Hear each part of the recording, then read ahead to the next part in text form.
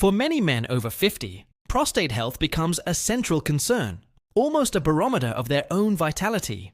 It's a topic surrounded by doubts, myths, and, unfortunately, a lot of misinformation. One of the most recurrent questions, often whispered in the doctor's office or anonymously searched online, is, does your prostate change with daily masturbation? The truth that doctors reveal can be surprising. This is not a matter of trivial curiosity. It touches the core of male health, involving the fear of conditions like benign prostatic hyperplasia, which affects quality of life, prostatitis, a painful inflammation, and of course, the specter of prostate cancer. What does modern science, through rigorous peer-reviewed studies, have to say about the relationship between ejaculation frequency and the health of this vital gland? In this video, we will delve deep into the medical literature, separate fact from fiction, and provide a clear, evidence-based analysis so you can make informed decisions about your well-being. We won't offer magic answers, but rather the knowledge that science provides us. If you value direct, no-nonsense, research-based health information, consider subscribing to our channel and activating notifications. What you'll discover today might change not only your understanding of the prostate, but also how you view your own long-term health. The journey to unravel this topic begins by confronting the barriers of silence and taboo that have surrounded it for so long. This barrier of silence has been built over generations. For a long time, male sexuality, especially outside the context of procreation, was treated with a mixture of shame and ignorance. Myths about masturbation causing blindness, weakness, or insanity, while seeming absurd today, have left a cultural residue of guilt and anxiety. Regarding the prostate, popular beliefs were equally unfounded. Some believed that frequent sexual activity would wear out the gland, while others, at the opposite extreme, thought that abstinence would make it stronger. This confusion is not harmless. It prevents men from seeking medical help for real symptoms and creates an environment where dangerous information can proliferate. Fortunately, modern medicine operates based on evidence, not dogma. In recent decades, researchers from renowned institutions around the world have decided to investigate this issue systematically. They ask themselves, is there a real physiological connection between how often a man ejaculates and the cellular changes that occur in his prostate with aging? To answer this, it was necessary to go beyond opinions and anecdotes. It was necessary to design studies with tens of thousands of participants, follow them for years, sometimes decades, and analyze the data with statistical rigor. The goal was clear: to find patterns, correlations, and, if possible, biological mechanisms that explain the relationship. To truly understand the results of these studies, we first need to take a step back and understand what the prostate is and its role in the male body. After all, how can we discuss the health of an organ without first knowing its fundamental function? The prostate is a walnut-sized gland located just below the bladder and in front of the rectum. It surrounds the urethra, the tube that carries urine out of the body. Its main, and often underestimated function, is to produce prostatic fluid, an essential component of semen. This milky, alkaline fluid makes up about 30% of the ejaculated volume and plays a crucial role.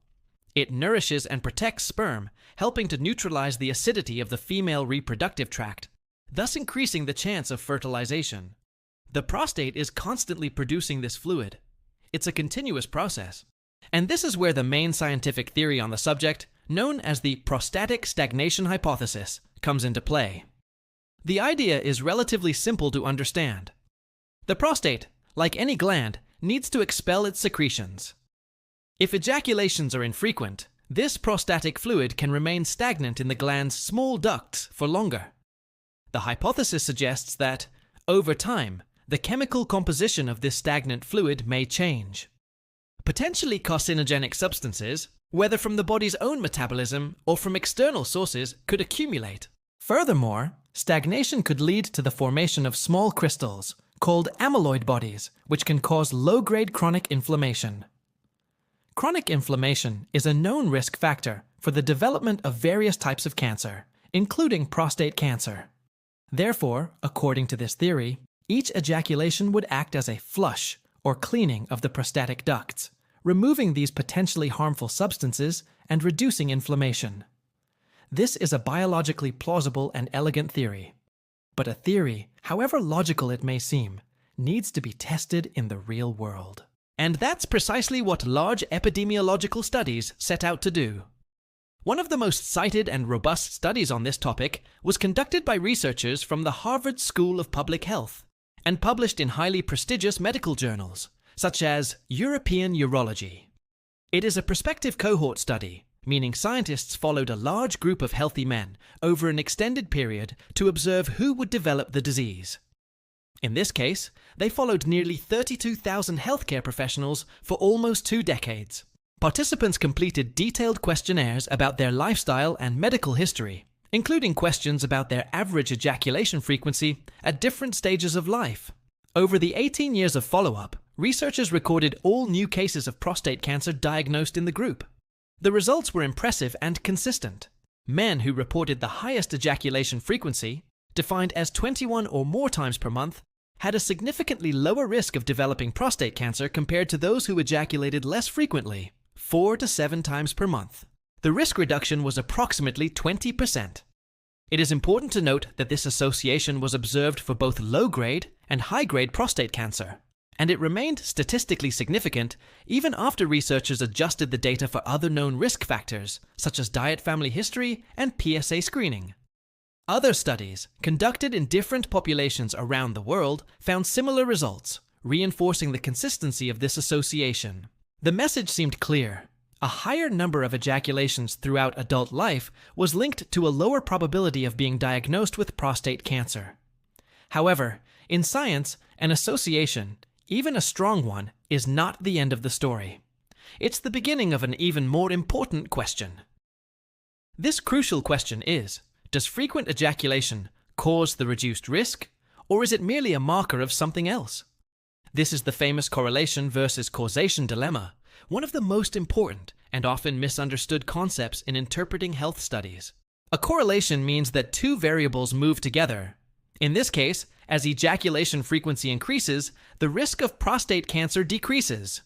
But this doesn't prove that one causes the other. There could be a third factor, a confounding factor, that influences both. For example, it's plausible that men with a higher libido and greater ejaculation frequency also have, on average, a healthier lifestyle. They may exercise more, have a better diet, smoke less, and maintain a healthy body weight. All of these are independent factors already known to reduce cancer risk.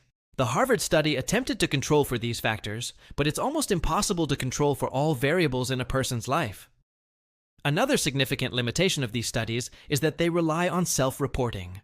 Participants need to accurately recall and report their ejaculation frequency over decades, which can be subject to memory errors or even the desire to give a socially acceptable answer. Therefore, the truth that doctors reveal is a nuanced truth. No responsible urologist would tell a patient that ejaculating 21 times a month is a guaranteed cure or prevention against prostate cancer. What they would say is that the available evidence strongly suggests a protective association. The prostatic stagnation hypothesis provides a plausible biological mechanism to explain this association, but definitive proof of causation has not yet been established. If you are finding this in-depth analysis useful, please share this video with a friend or family member. Quality information is the best tool for health. And while research on prostate cancer is the most robust, what do we know about other common prostate conditions? When we shift our focus from prostate cancer to 2 other extremely common conditions in men over 50, benign prostatic hyperplasia, BPH, and prostatitis, the scientific landscape becomes much murkier. BPH is the non-cancerous enlargement of the prostate that causes bothersome urinary symptoms, such as difficulty initiating urination, a weak stream, and the need to urinate frequently, especially at night. Millions of men deal with this condition. However, research investigating a link between ejaculation frequency and the development or progression of BPH is scarce, and the results are inconclusive. Unlike cancer, which can be linked to cellular DNA damage, BPH is primarily driven by complex hormonal factors related to aging, such as changes in testosterone and dihydrotestosterone, DHT levels. The flushing of prostatic ducts, which is the central theory for cancer prevention, may not have the same impact on the glandular tissue growth that characterizes BPH. Therefore, currently, there is no strong scientific evidence to state that daily or frequent masturbation prevents, improves, or worsens the symptoms of benign prostatic hyperplasia. Prostatitis, which is inflammation or infection of the prostate, is a slightly different story. Especially in cases of chronic bacterial prostatitis, some urologists theorize that regular ejaculation could be beneficial. The reasoning is that ejaculation helps drain prostatic secretions, which could help eliminate bacteria and reduce inflammation, acting as a complement to antibiotic treatment. However, this remains more in the realm of clinical hypothesis than a recommendation based on high-quality evidence from randomized clinical trials. For some men with inflammatory prostatitis, ejaculation may even be painful. So, the answer to the question, does your prostate change with daily masturbation, largely depends on what change we are talking about. For cancer risk, the evidence points to a potential benefit. For BPH and prostatitis, the jury is still out. This brings us to the clinical perspective. How does a doctor integrate all this information in the real world when talking to a patient? In the office, when a 60-year-old patient asks about the relationship between his sex life and prostate health, the truth that doctors reveal is a synthesis of pragmatism, science, and individualized care. The urologist would hand out a fake prescription to ejaculate a specific number of times a week. Medicine simply doesn't work that way for lifestyle issues. Instead, the conversation would focus on three main points.